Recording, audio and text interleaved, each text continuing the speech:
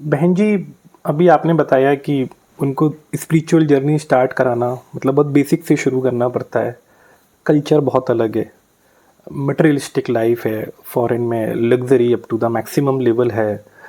खान पान का हमारे यहाँ प्योरिटी की बात करते हैं, सेलिबेसी की भी बात होती है, सात्विक फूड की, ये सब उनको बता पाना कितना मुश्किल होता है।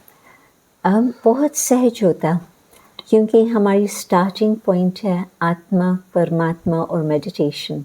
उन को मेडिटेशन के लिए आजकल बहुत महत्व है, उसको समझते हैं कि ये बहुत ज़रूरी है।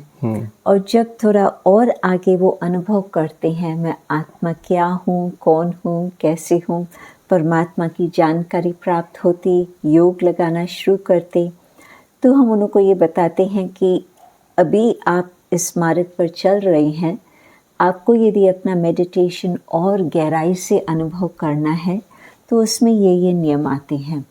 और फिर आप एक्सपेरिमेंट करके देखें और आप अपने एक्सपेरिमेंट के आधार से निर्णय करें कि वेजिटेरियन डाइट कहाँ तक यूज़फुल है।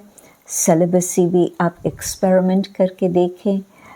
वेजिटेरियन डाइट में तो तुरंत 1 सप्ताह के अंदर भी उनको जल्दी ही फ़र्क नज़र आता, जी। तबीयत का भी, मानसिक स्थिति का भी।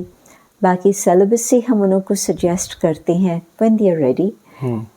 1 मास के लिए आप ट्राई करके देखो। और फिर जब वो खुद ही उसमें अनुभव करते हैं कि मेडिटेशन में किस तरह से फ़र्क पड़ा है और किस तरह से प्राप्ति होती, तो वो फिर हम उनको कहते ठीक है, अभी आप और आगे जैसे आपका विचार हो आप उसमें आगे चलते चलो। तो मैंने देखा है कि वो लोग खुद अपना एक्सपेरिमेंट से उनको फ़ायदा प्राप्त होता, तो उस पर वो चलने लगते हैं। हम सिर्फ उनको कहें कि आप ये करो, ऐसे नहीं हो सकता। उनको एक्सप्लेन करके फिर उनको कहते हैं आप अपने एक्सपेरिमेंट करके देखो। जब आप इंडिया में हो तो यहाँ के लोगों से आप मिलते हैं तो यहाँ की जो प्रॉब्लम्स है, क्या वैसी प्रॉब्लम्स उन लोगों की भी है या कुछ अलग होता है?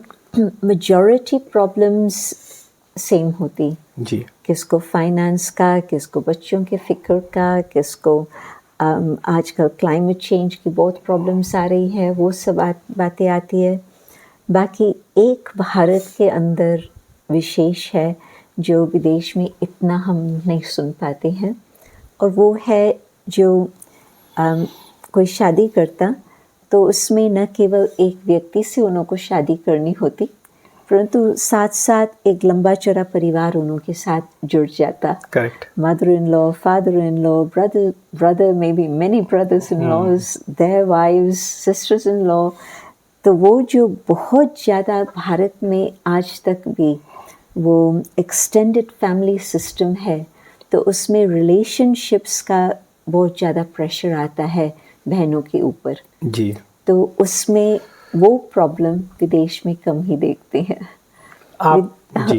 विदेश में ये बात बाकी देखते हैं कि यहाँ माताएं जो बाल बच्चे वाली है, उनको I don't think majority job करते हैं। अभी तक भी मेजॉरिटी वंस दे मैरिड वो जॉब छोड़ के फिर घर पे ही रहती हैं, और वहाँ पर मेजॉरिटी बहनें शादी की हुई है ना की हुई है, इट डजंट मैटर, वो जॉब के लिए, अपने करियर के लिए अच्छा ध्यान देते हैं।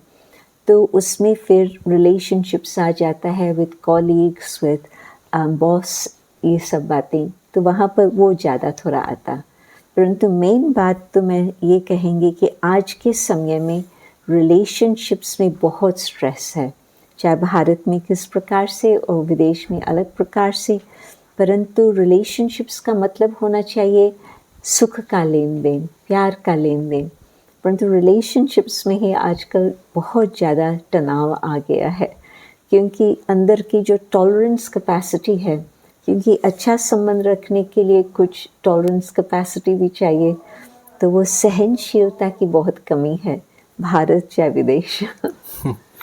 आप बहन जी विदेश में भी बहुत लंबा वक्त बिताते हैं, इंडिया में भी, आपको कहाँ ज़्यादा अच्छा लगता है? मुझे लगता है कि भारत की जो ओरिजिनल सभ्यता है, आदि सनातन देवी देवता धर्म की, ये बातें जो भारत की है वो मुझे बहुत पसंद है। परंतु आजकल सब तरफ एक समान बन गया है, मटेरियलिज्म बहुत ही ज़्यादा है। भारत में भी इतना ही आ चुका है जो 20 वर्ष 25 वर्ष पहले नहीं था। जी। क्योंकि अब मेरी आयु अनुसार मैं भारत में जब टीनेजर थी तो भी आती थी। उस समय तो बहुत कुछ डेवलपमेंट में मिसिंग था। फिर तो उसके बाद 70s 80s में भी 90s में भी धीरे धीरे डेवलपमेंट होता रहा। परंतु अभी डेवलपमेंट की बात नहीं आती है, अभी तो एक्सट्रीम मटेरियलिज्म की बात आ गई करेक्ट है। जी।